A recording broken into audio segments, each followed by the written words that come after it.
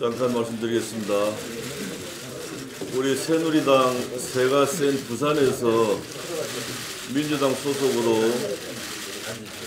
연거푸 3번 당선하신 중진 의원이신 조경태 의원께서 우리 새누리당에 오늘 입당하십니다. 조경태 의원께서 평소에 주장이 우리 새누리당과 가깝기 때문에 삼선 중진 의원이 우리 새누리당에 오신 것은 우리 새누리당에 큰 힘이 되겠습니다. 조경태 의원이 입당을 크게 환영합니다.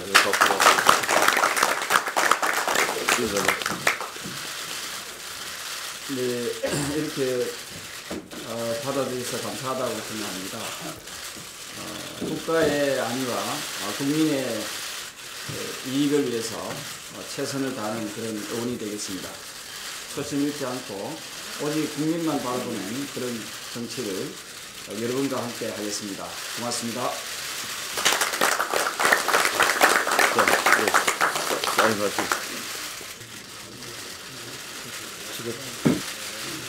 조경태 의원 역시 예외 없이 우리 새누리당의 공천 룰대로 민주적 절차에 의해서 경선을 다 치르기로 그렇게 결정했습니다.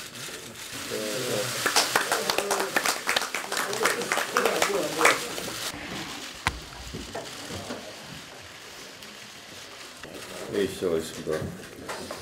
국회가 법안 처리라는 본연의 책무를 다하지 못해서 국민들의 원성이 매우 높은데 최근 경제 활성화 법안에 대해서 야권 일부에서 긍정적인 입장을 보이고 있어서 다행입니다.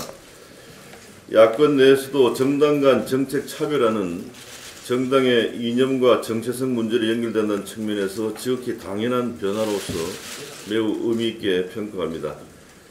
국민의당은 국가 안보와 국민 안전을 책임지는 테러 방지법과 북한 주민의 인권 보호를 위한 북한 인권법을 우선 처리하겠다 하는 의지를 당론으로 이미 밝힌 바 있습니다.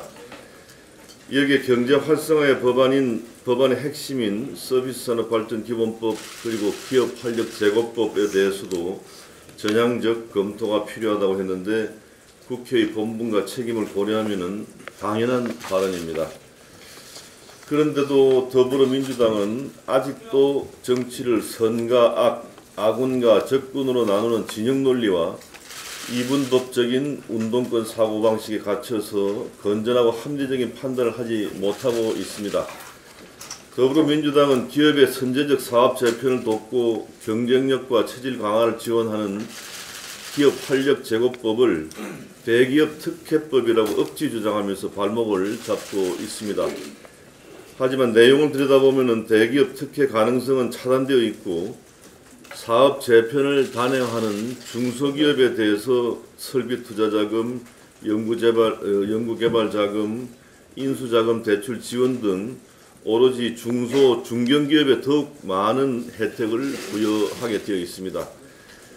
보수와 진보 가릴 것 없이 대부분의 경제 전문가들과 학자들 그리고 중소기업들까지 기업활력제고법의 필요성에 크게 공감하면서 조속한 국회 통과를 촉구하고 있습니다. 그런데도 더불어민주당의 대표와 새롭게 등장할 리더십은 당리당략과 정치적 목적만 고려하는 것인지 중소기업과 재계의 간절한 바람을 외면하고 있습니다. 여야간 시각차에 따르는 정치적인 공방은 얼마든지 할 수 있습니다만은 국가 발전과 국민의 삶이 직결된 경제 문제를 해결하는 데 있어서 타협과 협력의 정신이 절실히 필요합니다. 제1야당인 더불어민주당은 경제 어려움을 해결하겠다고 공언만 계속할 것이 아니라 진정 민생과 경제를 위한다면은 반대를 위한 반대, 총선만을 겨냥한 반대는 국민들 헷갈리지 않게 하는 차원에서라도 이제 그만두시기 바랍니다. 야권이 국민들에게 갈등과 분열의 트라우마를 끊임없이 씹어주면서도 선거만 앞두면 꺼내드는 선거 연대를 또 들고 나왔습니다. 제1야당 대표가 갈라선 지 얼마 되지도 않은 국민의당과 통합 또는 연대할 수 있어야 한다고 주장하더니 다른 야당은 총선에서 야권 후보 단일화를 또 들고 나왔습니다. 정당은 고유의 정체성과 이에 따르는 정책으로 국민의 심판을 받아야지 전혀 다른 이질적인 집단끼리 선거를 앞두고 손을 잡고 선거만 끝나면 바로 갈라서기를 반복하는 것은 후진적인 정치의 표본이자 국민을 속이고 우롱하는 매우 잘못된 야합에 불과합니다. 국민들에게 하루가 멀다 하고 갈등과 분열에 짜증나는 뉴스만 전하던 그런 야권이 선거를 앞두고 국민 연대라는 가면을 쓰고 나서리는 야합 행위는 반드시 국민들의 매서 심판을 받을 것임을 말씀드립니다. 한국노총의 노사정 대타협 파기와 노사정의 불참 선언으로 노동개혁의 수혜자가 되어야 할 청년과 비정규직, 반퇴직 상태인 중장년층 등 일자리 취약계층이 가장 큰 타격을 받게 되었습니다. 한국노총도 이번 결정에 나름대로 판단 기준이 있겠지만은 전체 노동자를 대변해야 할 노조단체가 금융, 공공, 제조 등 일부 산업연맹의 기득권 지키기에 나섰다는 지적을 비판을 받고 있음을 알아야 합니다. 노동개혁은 우리나라가 선진국으로 도약하기 위해서 반드시 거쳐야 할 관문이자 불가피한 그런 개혁인데 지금 야당과 강력 노조 세력들의 반발이란 거센 도전에 직면해서 노동개혁의 엔진이 꺼질 우려가 지금 되고 있습니다.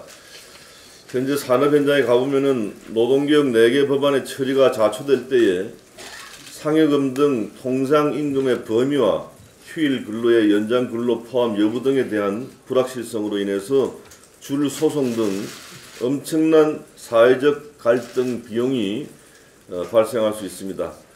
이러한 산업 현장의 대혼란을 막고 대한민국이 더 나은 미래를 향해 나아갈 수 있는 유일한 길은 국회가 서둘러서 노동개혁 입법을 마무리하는 것뿐입니다.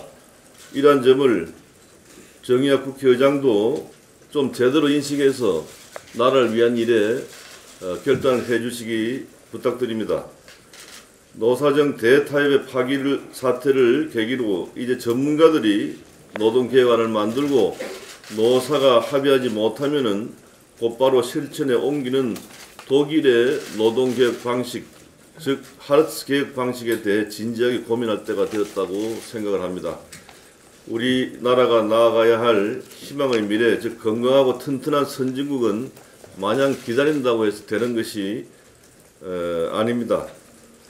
우리가 땀과 노력을 통해서 만들어가야 하는 미래라는 점을 분명히 인식해야 합니다. 정부와 정치권 모두 노동개혁의 절박성을 인식하고 노동개혁의 성공을 위해서 더욱 분발하고 긴장의 끈을 놓지 않아야 한다는 말씀을 다시 한번 강조해 드립니다.